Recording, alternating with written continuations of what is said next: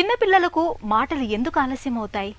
నేర్పేవారు లేకనా, మాట్లాడించేవారు లేనందువల్లనా? రెండూ నిజమే. ఉమ్మడి కుటుంబాలు తెరమరుగై బంగారు బాటలు వేసే బామ్మ మాటలు లేవు, పెద్దలు చెప్పే కథలు లేవు. ఏదో ఆటల బడిలో ఉంచి పేరెంట్స్ ఉద్యోగాలకు వెళ్ళిపోతారు. మాటలు త్వరగా రాని బిడ్డలతో దిగులు పడే తల్లిదండ్రులకు మంచి కబురు తెచ్చారు హైదరాబాదులో డాక్టర్ కందుల శ్రీనివాస్. కథలు చదివి వినిపించే కళాన్ని తయారు చేశారు. చిన్నారుల చైతన్య గీతికగా మేలు అకాడమీ సిలబస్తో ముందుకు వచ్చారు.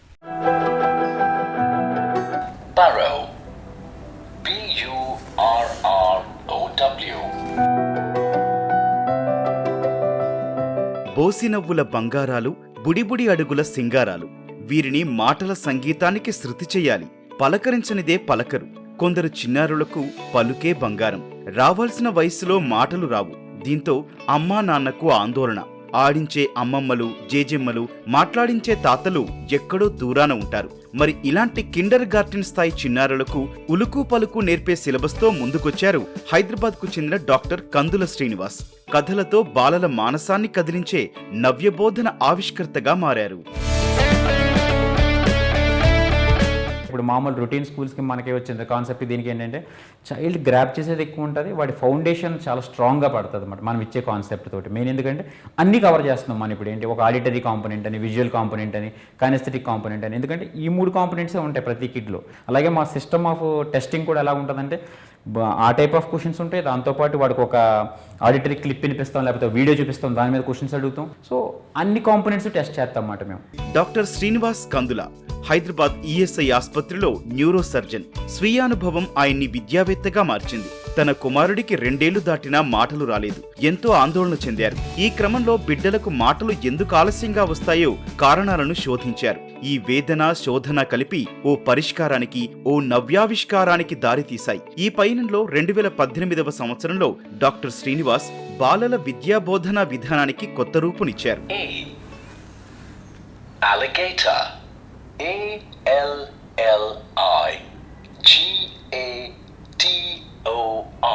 మేకింగ్ ఎవ్రీవన్స్ లైఫ్ యూనిక్, క్లుప్తంగా మేలు అనే పేరుతో విద్యాబోధన అకాడమీని స్థాపించారు. నేను బేసిక్గా డాక్టర్ అండ్ మా వైఫ్ కూడా డాక్టర్. నేను సర్జను, తను వచ్చి గైనకాలజిస్ట్.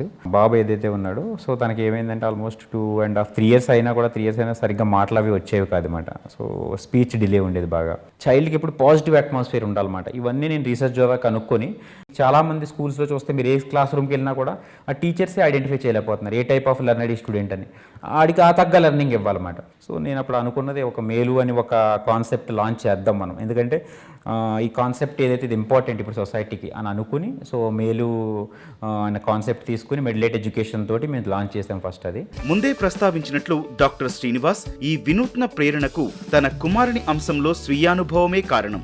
ఎడమ చేతి వాటమున్న తన కుమారునికి సంప్రదాయ విద్య బోధించే పాఠశాలలో ఇబ్బందులు ఎదురయ్యాయి. ఉపాధ్యాయులు కుడి చేత్తోనే రాయారని తనని ఒత్తిడి చేశారు. ఈ అనుభవం డాక్టర్ శ్రీనివాస్లో ఓ నవ్యాలోచనకు బీజం వేసింది. కఠిన నిబంధనలతో ఉన్న ఈ విద్యాశైలితో విభేదించారు. బిడ్డల ప్రత్యేక సామర్థ్యాలను గుర్తించి గౌరవించే ప్రత్యామ్నాయ పద్ధతులు తేవాలని నిశ్చయించారు. కుమారుడికి మాటలు త్వరగా రాకపోవటానికి కారణాలను అన్వేషించారు. లోతైన పరిశోధన సాగించారు.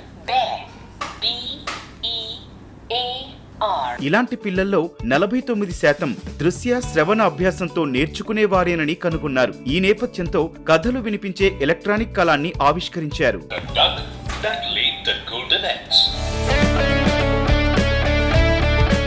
మేలు కాన్సెప్ట్ ఏదైతే చెప్పామో కంప్లీట్గా, ఈ కాన్సెప్ట్ మేము బిల్డప్ చేసినప్పుడు కంప్లీట్గా ఏం తీసుకున్నామంటే, ఎక్స్పర్ట్స్ ఎవరైతే ఉన్నారో కరిక్యులం డిజైనింగ్, అలాగే ఈ ఎర్లీ చైల్డ్హుడ్ ఎడ్యుకేషన్లో ఉన్న ఎక్స్పర్ట్స్ అందరినీ ఒక టీమ్ ఫామ్ చేసాం మేము. ఆ టీమ్ తోటి మొత్తం అంతా ఈ కరిక్యులం అంతా డిజైన్ చేసి, దాంతోపాటు ఏంటంటే ఒక సెట్ ఆఫ్ మాకు ఒక నాలెడ్జ్ టీమ్ ఒకటి ఉందన్నమాట. ఈ నాలెడ్జ్ టీమ్ పని ఏంటంటే కంప్లీట్గా ఈ కరిక్యులం బిల్డప్ చేయడం, దాంతోపాటు టీచర్స్కి ట్రైన్ చేయడం. ఈ మా ప్రోగ్రామ్ను కూడా ఏవేవైతే స్కూల్స్కి ఇస్తున్నామో, అలాగే మా కథాలయ స్కూల్స్కి కూడా టీచర్స్ని ఎవరినైతే రిక్రూట్ చేసుకుంటున్నామో అన్నిటికీ కూడా టీచర్స్ ట్రైనింగ్ ఈజ్ ఆల్సో. కథాలయ పాఠశాలల వ్యవస్థాపకులు గీతా రామానుజంతో సమావేశం కావటం డాక్టర్ శ్రీనివాస్ ఆలోచనలకు మరింత ఊపు తెచ్చింది. ప్రీ స్కూల్ విద్యకు కొత్త రూపునివ్వాలన్న యోచన అంకురించింది. ఆయన ఆవిష్కారమైన మేలు విధానం ఆమెను ఆకట్టుకుంది. సహకారం అందించేందుకు గీతా రామానుజం ముందుకొచ్చారు. డాక్టర్ శ్రీనివాస్ మేలు పాఠ్యాంశాల సిలబస్ తో కథాలయ పాఠశాలలు స్థాపించేందుకు ఆమె చొరవ తీసుకున్నారు. నేడు దాదాపు 550 పాఠశాలలు మేలు అకాడమీ కిండర్ గార్టెన్ విద్యా నమూనాను అనుసరిస్తున్నాయి.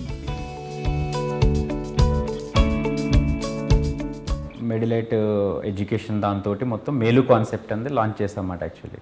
సో ఇది లాంచ్ చేసి మేము 2018లో లాంచ్ చేసాం. ఆడిటరీ కాన్సెప్ట్ కోసం ఒక పెన్ ఒకటి లాంచ్ చేసాం. ఆ పెన్ ఏంటంటే బుక్స్ మొత్తం రీడ్ చేస్తుంది. ఇప్పుడు మేము స్మార్ట్ కోడింగ్ బుక్స్ ఒకటి డిజైన్ చేసాం అన్నమాట. విజువల్ లెర్నర్స్ కోసం మంచిగా ఇమేజెస్ అవ్వచ్చు, పిక్చర్స్ అవ్వచ్చు, మంచి రిచ్ ఇల్లస్ట్రేషన్స్తో పెట్టి ఒక బుక్స్ లాంచ్ చేసాం. దాంతోపాటు ఈ స్మార్ట్ కోడింగ్ పెన్ ఒకటే. మేలు అకాడమీ ప్రాథమిక లక్ష్యం ప్రతి విద్యార్థి ఏ తరహా అభ్యాస శైలిలో ఆధిపత్యం చూపిస్తాడో అందుకు అనుగుణంగా బోధనా పద్ధతులను రూపొందించడం, తద్వారా విప్లవాత్మక మార్పులు తేవటం ప్రధాన ఉద్దేశం. ప్రతి విద్యార్థికి ప్రత్యేక అభ్యాస ప్రాధాన్యాలుంటాయని డాక్టర్ శ్రీనివాస్ విశ్వాసం.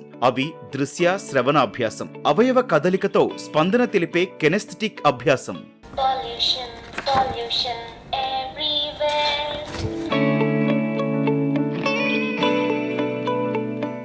ఇప్పుడు మా ఫ్యూచర్ గోల్స్ ఏంటంటే మొత్తం ఈ కాన్సెప్ట్ అనేది ఎగ్జిస్టింగ్ స్కూల్స్ అవ్వచ్చు, maybe either what ever the school brand name వాళ్ళకి ఏదైనా అవ్వచ్చు, వాళ్ళలో కూడా చాలా మేము యాక్టివ్గా దీన్ని ఇంప్లిమెంట్ చేయడానికి స్టార్ట్ చేసాము. ఇప్పటికి ఒక నియర్ బై ఇప్పటిదాకా టిల్ నౌ 400-500 స్కూల్స్ రీచ్ అయి ఉంటాం. డాక్టర్ శ్రీనివాస్ మేలు అకాడమీ ముఖ్యోద్దేశం పిల్లల సహజ అభ్యాస శైలులను స్వీకరించటం, సహజ సిద్ధ అభ్యాస శైలిని ప్రోత్సహించి వారిని మరింత శక్తిమంతం చేయటం.